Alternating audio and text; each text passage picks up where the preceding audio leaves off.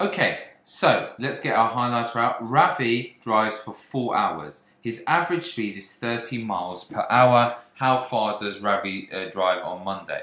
Okay, so let's think about it. He's going 30 miles per hour. That means every hour, what that means, every hour he goes 30 miles. Okay, so we're asked how far does he go in 4 hours. So let's think about it. In 1 hour, he goes 30 miles because he's going 30 miles an hour.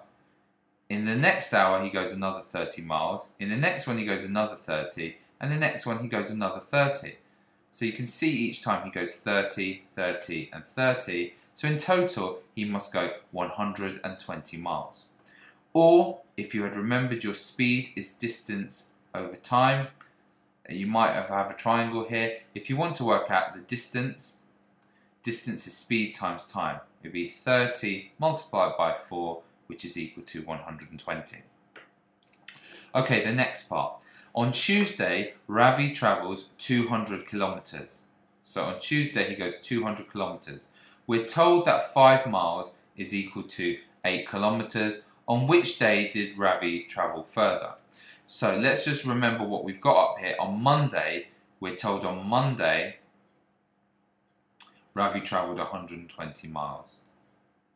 And basically what we're trying to work out is which is more, 120 miles or 200 kilometres. What we're going to do is we're going to start off with the 5 miles is equal to 8 kilometres. Okay, and I'm going to try and get 120 miles. I'm going to try and see if I can get 120 miles. Now if I double this, I would get that 10 miles would be equal to 16 kilometres. So I'm doubling it. So I double both sides. So it'd be equal to 16 kilometres. Now, what do I have to do to get from 10 to 120? Well, I need to multiply by 12.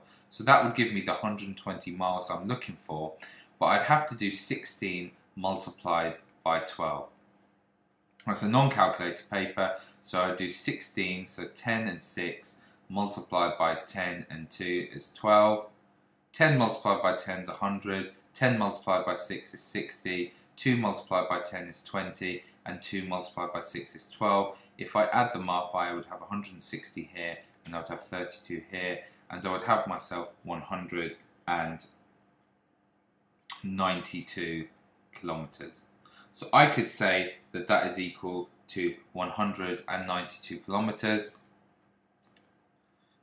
So I know on Monday he travelled 192 kilometres, and on Tuesday he travelled 200 kilometres. So I clearly know, therefore, on which day did he travel further? The answer is clearly on Tuesday. The other way we could do it is we could try and convert them both to be miles. So let's start again with that 5 miles is equal to 8 kilometres. And we're going to try and convert 200 kilometres. We're trying to get to 200 kilometres. So what I could do with 8, I could multiply it by 5 to get 40 kilometres. So I'd have to multiply this by 5 to make that 25 miles.